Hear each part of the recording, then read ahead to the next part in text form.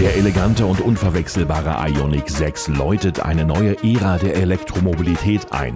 Sein stromlinienförmiges Design und sein kokonartiges Interieur schaffen eine neue exklusive Raumerfahrung, die das Unterwegssein im Auto völlig neu definiert. Das Stromliniendesign schafft einen grandiosen CW-Wert von 0,21 und damit schafft er bis zu 600 Kilometer Reichweite und soll nur mit einer Ladung dank der innovativen 800 Volt Ladetechnik mit Ladezeiten von 15 bis 30 Minuten auskommen. Und schon jetzt räumt der Ioniq 6 Bestnoten ab, wie zum Beispiel im Euro NCAP mit 5 Sternen. Und damit gehört er zu den sichersten Fahrzeugen der Welt. Lasst uns zusammen entdecken, was der Ioniq 6 drauf hat.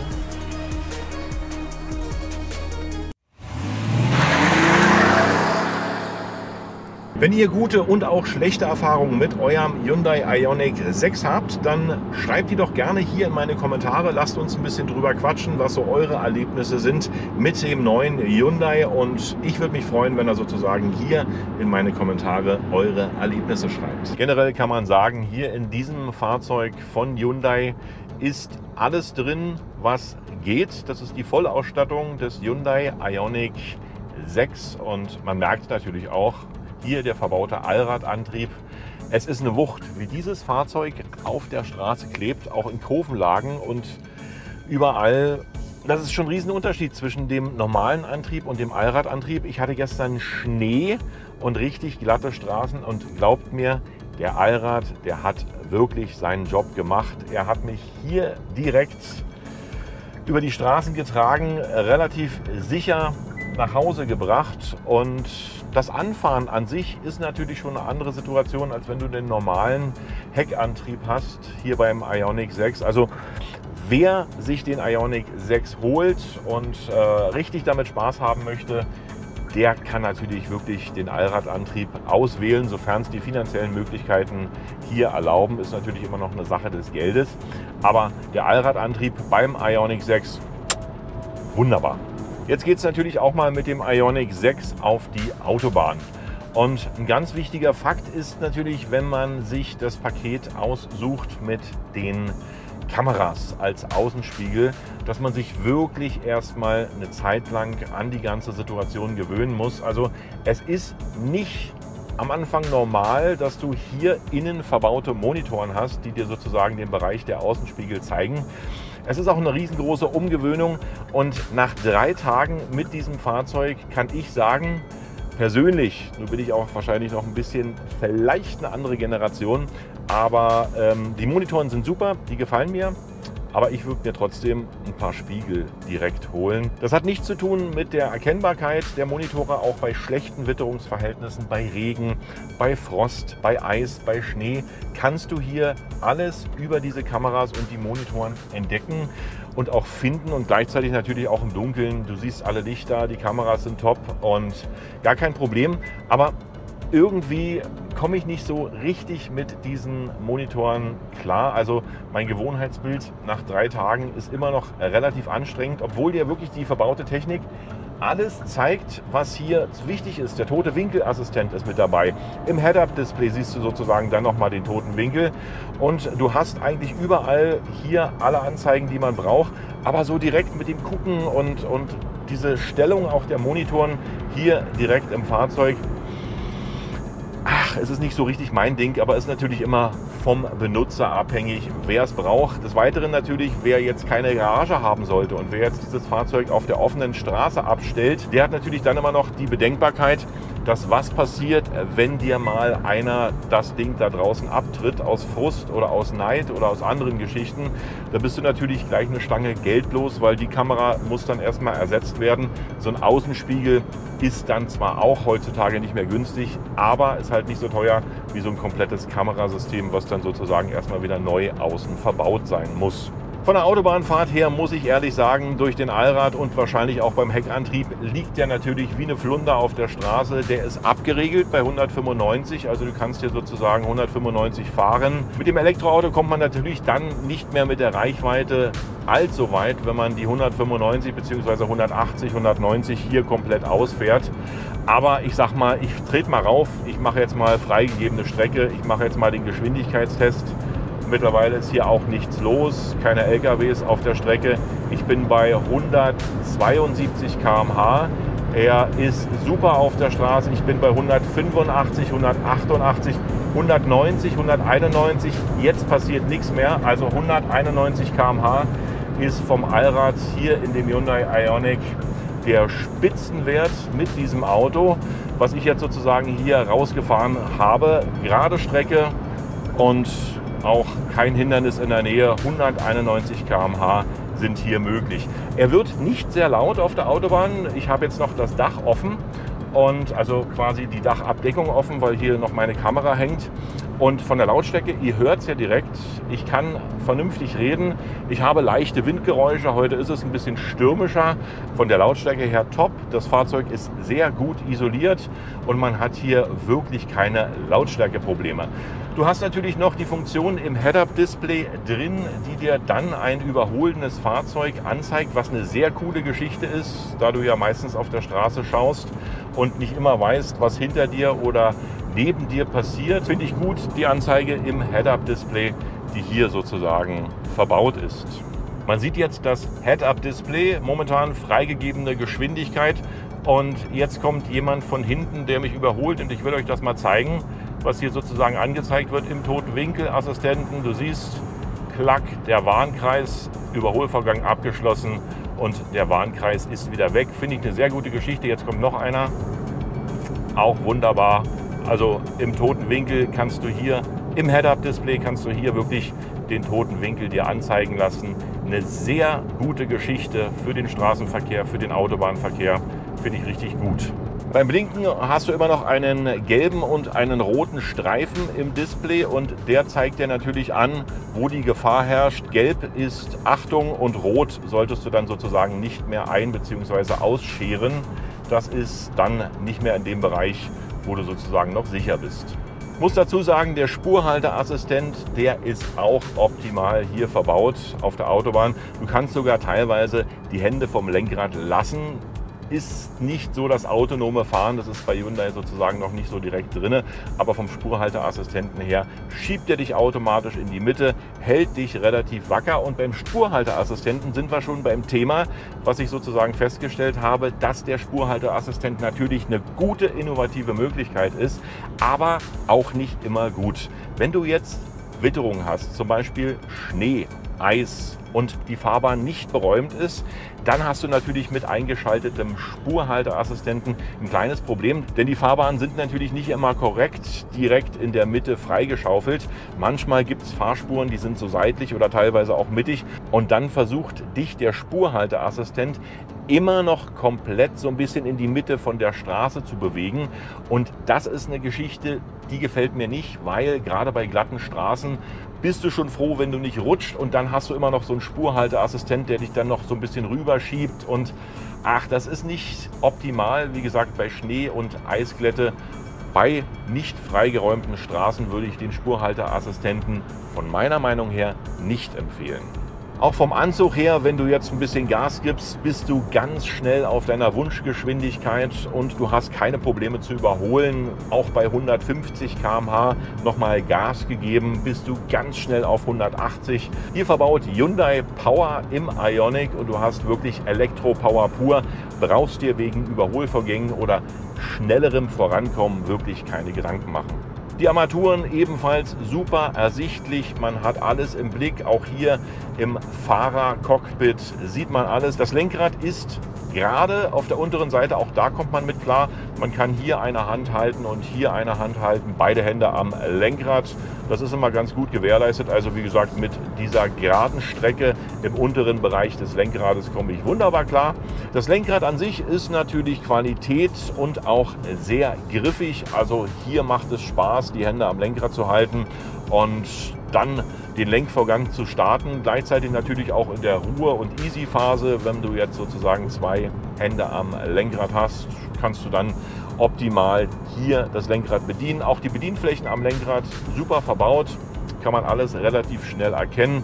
Hier im unteren Bereich des Fahrzeuges auch nochmal manuell alle Anzeigen wunderbar gestaltet. Was natürlich für den Autobahnverkehr auch sehr gut ist, ist das Head-Up-Display, was in verschiedenen Ausstattungsvarianten verbaut ist. Und das zeigt dir die aktuelle Geschwindigkeit, die draußen herrscht. Also entweder 180, 120 und gleichzeitig natürlich auch deine Geschwindigkeit. Und schon bei 1 oder 2 km/h Geschwindigkeitsübertretung klingelt das Fahrzeug 3-mal und weist dich darauf hin, dass du im Moment zu schnell fährst. Und es ist manchmal gut. Man kann darüber diskutieren, es ist gut oder es ist schlecht.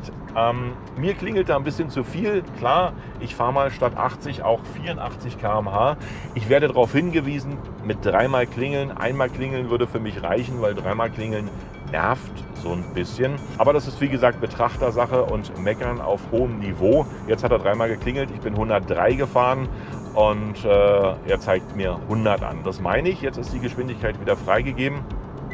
Das zeigt er mir ebenfalls an durch einen Klingelton. Also er klingelt die ganze Fahrt vor sich hin, entweder freigegeben oder Geschwindigkeiten Klingeling, 1-mal klingeln. Manchmal weißt du gar nicht, welches Klingeln jetzt wo gemeint ist. Mir klingelt er persönlich ein bisschen zu viel, aber wie gesagt, Ansichtssache. Manche mögen das, ich mag es in diesem Fall nicht. Auch wenn du jetzt Kurven fährst mit dem Fahrzeug, man sieht es, er klebt direkt an der Straße. Er macht dir sozusagen den absoluten Klebemann und das freut natürlich. Das ist natürlich eine schöne Fahreigenschaft. Das Fahrwerk gefällt mir richtig gut. Du liegst wirklich wie ein Brett auf der Straße, bist immer noch relativ gut und weich gefedert. Also von der Federung her ist das natürlich eine unwahrscheinlich coole Geschichte. Du merkst nicht jede Bodenwelle, du bist auch nicht zu sportlich unterwegs, was eigentlich so einen Limousinencharakter natürlich dann immer noch ausmacht. Also wirklich Fahrwerk und Fahren mit dem Hyundai Ioniq 6, Daumen hoch. Wenn jetzt hier die Strecke frei ist, versuche ich euch nochmal die Kurvenlage so ein bisschen zu zeigen. Also wenn man jetzt hier wirklich mal Gas gibt und in die Kurve reingeht, man sieht, es ist eine relativ steile Kurve, aber ey, das macht Spaß. Das Auto liegt wirklich in der Kurve absolut super und zuverlässig auch beim Gas geben. Du bist voll dabei, du rutscht nicht. Es ist wirklich Wahnsinn. Es macht Spaß. Ja. So, 120 km/h. Jetzt, damit er mir nicht schon wieder zu viel klingelt, gehe ich wieder runter vom Gas und zeigt mir natürlich dann die 120 km/h an. Jetzt begeben wir uns dann mal wieder auf den Rückweg für die Autobahnfahrt und ich kann wirklich zusammenfassend sagen, Autobahnfahrt macht mit dem Hyundai Ioniq richtig Spaß. Du sitzt gemütlich, du hast verschiedene Assistenten, die du hier sozusagen zuschalten kannst. Du liegst wie ein Brett auf der Straße, du hast eine schöne Kurvenlage, alle Informationen, die du brauchst, top. Zum Thema Rekuperation kann man sagen, man kann sich natürlich die Rekuperationstasten immer noch einstellen auf hoch oder niedrig oder gut dosiert und. Ich muss ehrlich sagen, ich habe den Mittelwert genommen bei der Rekuperation, komme damit wunderbar klar und muss eigentlich kaum noch bremsen. Selbst auf der Autobahn, wenn man sich sein Fahrverhalten hier so ein bisschen angleicht, ist das eine ideale Geschichte. Da braucht man kaum noch auf die Bremse treten. Man nimmt einfach die Rekuperationstasten hier am Lenkrad und bremst dann vorausschauend schon runter. Gefällt mir richtig gut. Komfort wird im Hyundai Ioniq 6 groß geschrieben und das merkt man natürlich auch bei der Fahrt auf der Landstraße. Hier sitzt du wirklich wie ein kleiner König in deinem Sitz. Trotz Unebenheiten der Straße wirst du überhaupt nicht durchgeschüttelt. Das Fahrwerk ist, ich möchte es immer wieder betonen, echt 1A. Also das hat Limousinencharakter, das hat Gleitcharakter, du liegst entspannt auf der Straße, du sitzt hier in deinem Sitz, hast eine optimale Übersicht über die ganze Straße, durch die Breite des Fahrzeuges kannst du alles super erkennen. Du wirst von den Assistenzsystemen, die du hier im Fahrzeug verbaut hast, ebenfalls durch die Fahrt geleitet und hast alle nötigen Informationen hier auf den Displays, die du benötigst. Gefällt mir richtig gut und auch die Kurvenlage und die ganze Fahrt auf der Landstraße, dieses ruhige, dieses entspannte, das ist wirklich ein Feeling, was Spaß macht. Jetzt haben wir mal das beste Beispiel. Vor uns fährt ein Traktor und der fährt natürlich mit 40 km/h auf einer 80er Landstraße direkt vor uns her. Hat natürlich auch noch Mist geladen, das heißt, du hast die unwahrscheinlich gute Duftnote direkt jetzt in der Nase. Und sobald das erlaubt ist anhand der Linie, werde ich euch mal den Überholvorgang zeigen und auch zeigen, dass du wirklich genug Power im Hyundai Ioniq 6 hast, um hier Fahrzeuge relativ schnell und fix zu überholen. Du siehst, wir sind komplett auf 80, schwuppdiwupp rübergezogen. Das macht Spaß, wenn du weißt, du hast Power, wenn du weißt, du kannst in solchen Situationen relativ schnell agieren, musst nicht lange hinter diesem Fahrzeug hinterherfahren, um zu denken, naja, um Gottes Willen, vielleicht schaffe ich ihn zu überholen, ich habe nicht so viel PS. Ist beim Ioniq 6 in jeder Motorvariante möglich und das natürlich auch mit Power. Und auch der Spurhalteassistent macht auf der Landstraße seinen guten Job. Du wirst komplett von dem Fahrzeug in der Mitte gehalten, solltest natürlich das Lenkrad nicht loslassen, aber ich wollte es jetzt euch einfach mal zeigen, wie der Spurhalteassistent arbeitet. Er zieht dich ordentlich in die Mitte und hält dich direkt in der Waage der Straße. Ist natürlich dann immer noch so eine kleine Gewohnheitssache, wer mit dem Spurhalteassistenten noch nicht gefahren ist. Da zieht es dann öfter mal kräftig nach links oder nach rechts rüber. Du kannst zwar immer noch ausgleichen mit dem Lenkrad, geht natürlich noch super, aber das ist erstmal eine Gewohnheitssache, so ein Spurhalteassistent. Da kommt man sich dann eigentlich vor, als wenn man nicht selber fährt. Ist aber eine schöne Sache. Also ich habe es am Anfang überhaupt nicht gemocht, aber habe mich jetzt an diesen Spurhalteassistent gewöhnt und finde es richtig gut. Der lässt sich natürlich auch direkt übers Lenkrad hier ausschalten.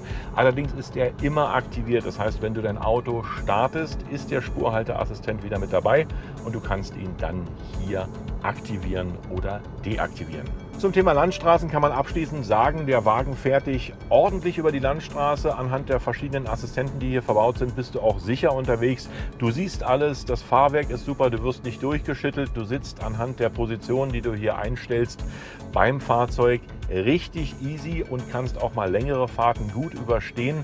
Kommst entspannt an, hast keinen Stress, wenn du ihn dir nicht selber machst und bist eigentlich in dem Ioniq 6 vom Landstraßenfahrverhalten sehr gut aufgehoben.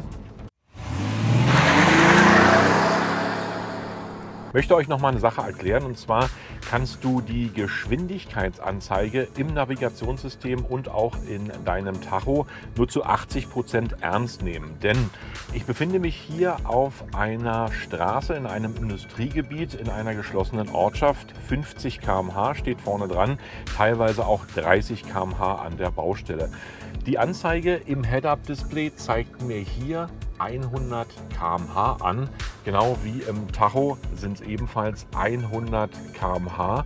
Und da muss man wirklich ein bisschen aufpassen, denn es ist mir auch schon passiert auf normalen Landstraßen, an Baustellen und anderen Dingen, dass die Geschwindigkeitsanzeige selbst auf der Autobahn bei freigegebenen Strecken nicht immer akkurat funktioniert hat, was das Navigationssystem hier betrifft. Also kannst du dich auf diese Geschwindigkeitsanzeige wirklich nur zu 80% verlassen. Du musst die Straßenschilder genau beachten und du musst dich sozusagen auch direkt an die Straßenschilder halten. Denn was passiert, wenn mir jetzt 100 km/h hier angezeigt werden im Display, wenn dann mal ein Blitzer dasteht, dann kannst du natürlich nicht sagen, ja, in meinem Auto stand 100 km/h. Du musst immer noch direkt auf die Straßenschilder schauen.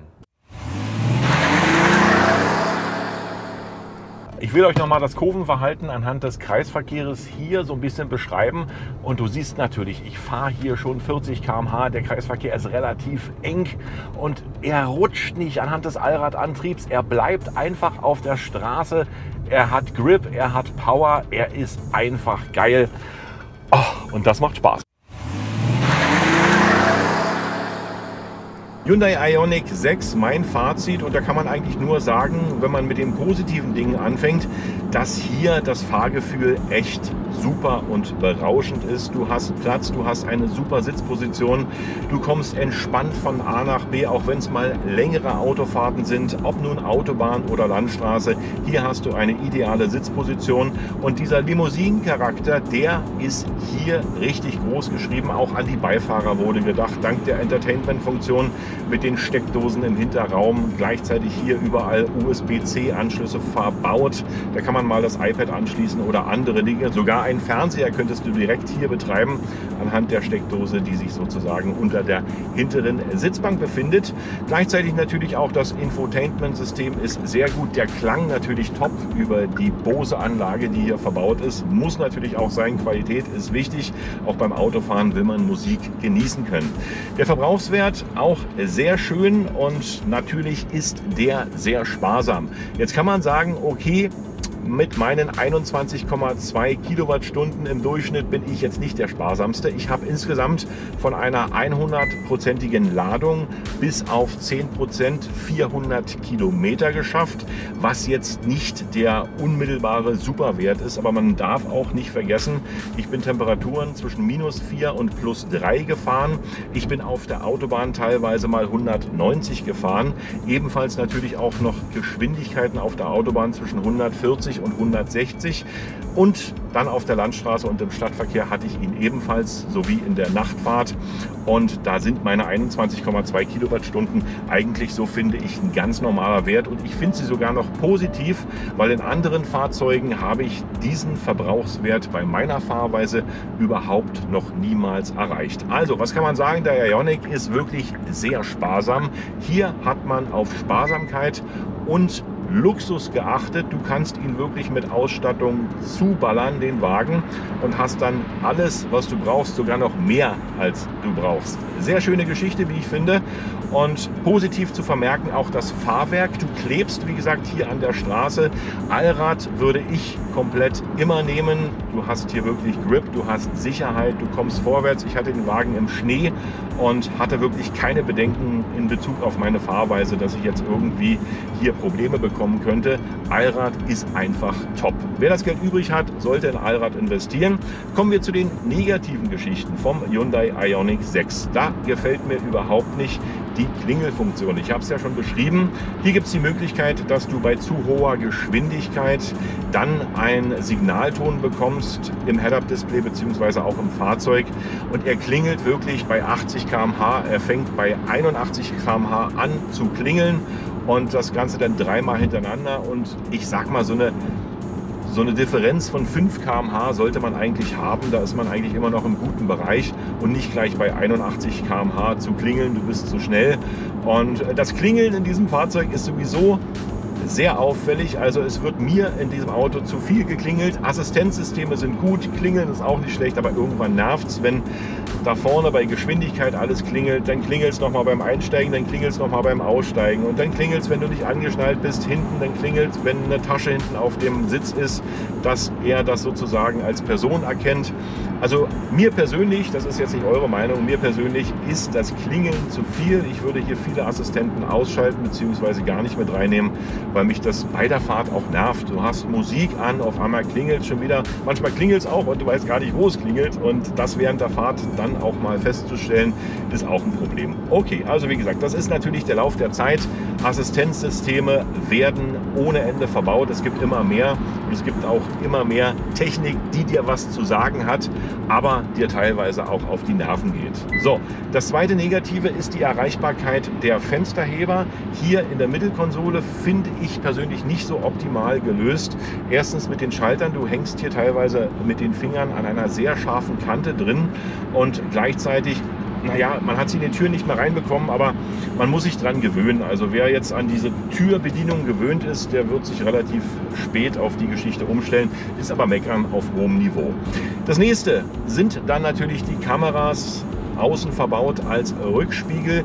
Es gibt die Option, den dir mit Kameras zu bestellen, ohne Rückspiegel oder halt normale Rückspiegel. Ich persönlich, meine Meinung, ich würde mir immer wieder Rückspiegel bestellen. Kameras, trotz der 3 Tage, die ich den Wagen hier teste, ich habe mich immer noch nicht dran gewöhnt an diese Monitoren. Die sind super, sind auch in der Nacht absolut ideal, aber Für mich sind Rückspiegel einfach Rückspiegel. Vielleicht bin ich noch der Generation oder der neuen Generation etwas hinterher, aber ich mag es persönlich lieber mit Rückspiegeln. Ist meine Meinung. Als nächster Punkt nochmal das Navigationssystem. Dies kannst du nur zu 80% ernst nehmen, wenn es um Geschwindigkeiten geht. Er zeigt dir teilweise wirklich falsche Geschwindigkeiten an auf der Strecke, sei es im Head-Up-Display oder sei es hier im Tacho vor dem Lenkrad. Teilweise kommt das so ein bisschen durcheinander und das ist natürlich gefährlich, wenn du dich auf dieses System verlässt und nicht direkt auf die Straße guckst, was du natürlich immer machen solltest. Aber hier, wie gesagt, die Geschwindigkeitsanzeige in diesem Fahrzeug zu 80% ernst nehmen, ansonsten immer wieder auf die Schilder gucken, denn wenn irgendwo mal ein Blitzer steht und hier 100 drin steht und du aber 80 fahren darfst, dann weißt du ganz genau, was passiert, dann kommt der große Zettel. Ansonsten kann ich mich über dieses Fahrzeug überhaupt nicht beschweren. Ich mag es, ich mag diesen Limousinen-Charakter, ich mag das Volumen, was hier sozusagen auch an Innenraum und Kofferraum geschaffen wurde. Es ist eine richtig schöne Reiselimousine, nicht unmittelbar für die Familie, aber für den Geschäftsmann, für den sportlichen Typ, für das Pärchen, was am Wochenende immer irgendwo rumfahren möchte, was erleben möchte und natürlich auch für Business ideal geeignet. Klar, mit den Steckdosen da hinten, du kannst hier sozusagen Konferenzen abhalten, du kannst ins Netz gehen, du kannst mit dem Akku auf Rädern eine ganze Menge machen und selbst wenn du stehst irgendwo auf dem Campingplatz oder irgendwo anders, dann kannst du hinten über den Adapter natürlich noch extra Strom hier direkt nutzen, was natürlich eine gute Sache ist. Also dafür ist dieses Fahrzeug ideal geeignet. Wenn ich jetzt eine Note von 1 bis 5 geben müsste für diesen Wagen, würde der Hyundai Ioniq 6 von mir eine 2 plus bekommen. Wirklich schönes Auto. Wenn ihr mal beim Händler seid, dann nutzt das Ganze und schaut euch den Ioniq an. Ideal und völlig vernünftig. Was kann man zur Lieferzeit sagen vom Hyundai Ioniq 6? Momentan, Stand Februar 2023, ist er sogar noch zu bekommen in den höheren Ausstattungen. Was bedeutet, wenn du jetzt eine höhere Ausstattung nehmen möchtest, dann kriegst du ihn innerhalb von 14 Tage bis 4 Wochen geliefert. Teilweise gibt es wirklich Modelle, die sind jetzt aktuell immer gleich verfügbar. Wer dieses Fahrzeug für sich komplett ausstatten möchte, der muss natürlich ein bisschen warten. Ich habe mich mit ASL Lichtblau, dem Autohaus, unterhalten und die sagten so zu mir, dass man Wartezeiten mit einkalkulieren muss von ca. 6 bis 8 Monaten. Das wird natürlich jetzt aufgrund der Popularität des Fahrzeuges wahrscheinlich noch ein bisschen mehr werden. Aber ich sag mal, dicke bei Hyundai, wenn du 6 Monate Wartezeit mit einkalkulierst, bist du echt auf der sicheren Seite. Ein dickes Dankeschön geht natürlich auch noch raus an die Firma ASL Lichtblau, die es überhaupt möglich gemacht haben, mir dieses Fahrzeug zur Verfügung zu stellen, hier mal 3 Tage für euch den Test zu machen. Und wer Fragen zum Hyundai Ioniq 6 hat, der kann sich natürlich sehr gern an das Autohaus ASL Lichtblau wenden. Da sind alle Mitarbeiter kompetent, die wissen Bescheid, da gibt es die Antworten direkt geradezu. Und alle Informationen zum Autohaus habe ich euch mal direkt in meiner Videobeschreibung verlinkt. Wer mal nachschauen möchte und Fragen hat, sehr gerne dort anrufen. Ich kann nur sagen, Top-Service. Und wie gesagt, 3 Tage habe ich das Auto kostenfrei zur Verfügung gestellt bekommen. Und das ist auch nicht alltäglich. Und damit war es das mit diesem Video. Ich hoffe, ich konnte euch einige Informationen über den Ioniq 6 vernünftig vermitteln. Gebt mir gern ein Like, gebt mir gern ein Abo für diesen Kanal. Ich sage Tschüss, bye bye und winke, winke und sehr gern bis zum nächsten Video.